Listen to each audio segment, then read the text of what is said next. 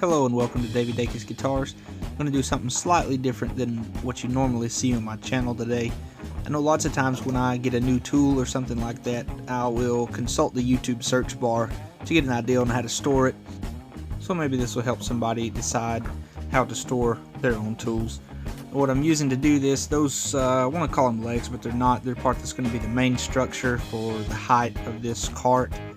Those are actually like pallet strap protection bars, like they're on there to keep the metal bars from digging into good product on the pallet. That's what those are. Here I'm marking out a height that I thought would be good. I actually end up changing this later, and I'll go through with you how I changed that as well, just for accuracy purposes. Also using the square there to make sure that dado that I'm going to cut here is going to be in the right location. Also marking there on the side that the dado is going to be. That way the dado stop location will all be level on all the pieces, and the panel will hang level in all the dados. So when you're trying to fit a dado very precisely, once you get close like that, what I like to do is use a clamp or something like that. Basically I set this up so that it's just enough as I pass it back and forth to move the saw blade, but it's not removing very much material.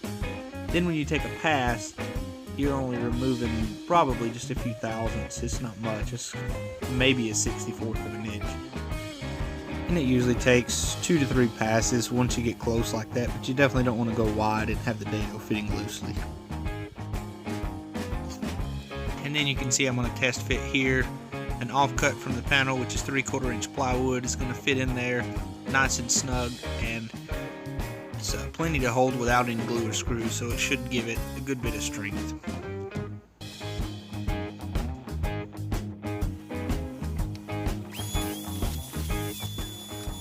And just over to the chop saw to cut these all to length. I have a stop set up. I don't have a fence set up yet in my shop, but I do have a stop set up down there to get these all cut the same length.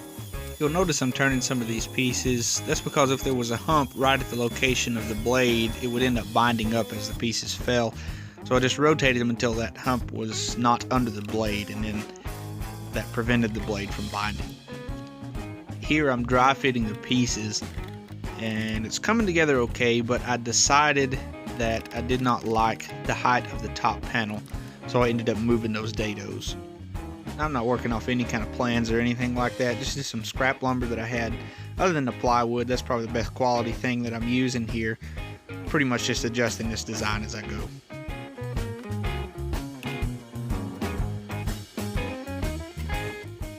I really hated to lose this strength of the bottom dado, but I still think it's okay because any weight's going to be coming down on the side of that piece of plywood, so I don't think that'll be an issue.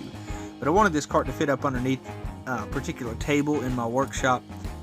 Actually, the cart won't end up even going there because I couldn't get it quite short enough with casters included and the joiner to sit on top like I wanted to. So a little bit of waste of time on cutting those dados, but since any force coming from the weight on the top is going down on the side of that piece of plywood, I still think that's pretty strong down there. Plus I'm going to glue and screw it also. So I just used a safe fence setup here to move that dado down by 3 inches on all 4 pieces. And I moved the bottom contact surface first where the weight will be against, and then recut the dados, fine tuning them again up on the opposite side so the dados would fit nicely and all be level again. Also, they all went back to the chop saw to get cut to length again.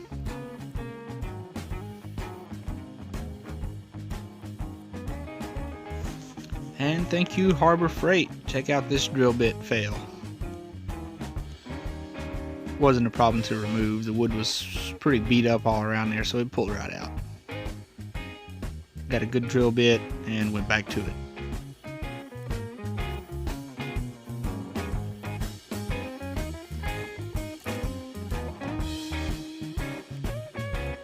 Sorry about this. I didn't see that the focus was messing up right here until after. Now, obviously, can't do it again to record it again, so it is what it is now. I'm just using some construction adhesive and some screws to get that in place, to get those dados in place.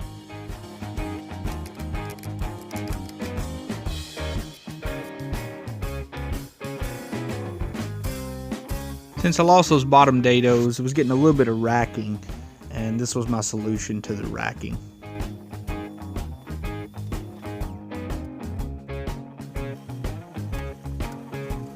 Pretty straightforward here, just clamping these in place, pre-drilling, and putting some screws in. I did end up flipping that one because I didn't notice the rough side was out. Also, anytime that I ran into the situation where the screw kind of stripped out, even using the low torque setting on the drill, I simply took the short screw out, went and grabbed a longer one, and drove it in place.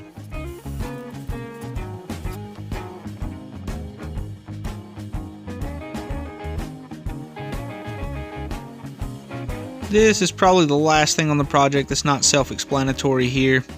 I just took, almost make like a pocket hole kind of thing to get these into the side up there. I'm just using a Forstner bit that's only slightly larger than the head of the drill bit. And then I just take it and also remember which face you're going towards. See, I had to rotate it there. I just take it and use it to make almost like a pocket hole. In fact, I have done pocket holes in this manner before, and they tend to work pretty good. The Forstner bit leaves a nice center point in the bottom that you can finish drilling through, and then you can just take it over, and you'll see me in a minute use the tip of the screw poking through and a hammer to mark the pre-drilling locations, and just drive it in after that. And the reason for pre-drilling, for marking locations and pre-drilling like that, is because the short drill bit can't get you through those pieces there.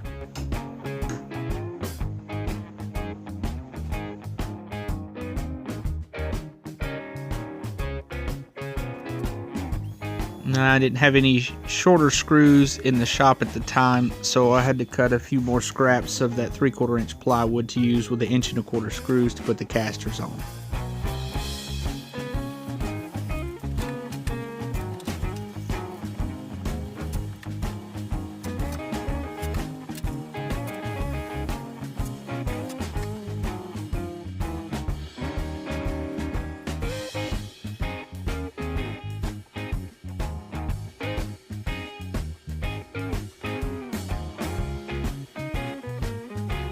Just a real quick single coat of shellac is all I did to help protect this a bit.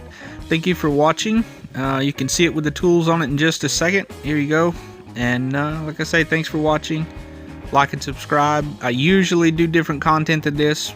If this video does well, I may do some more because I do end up having to build some shop furniture from time to time.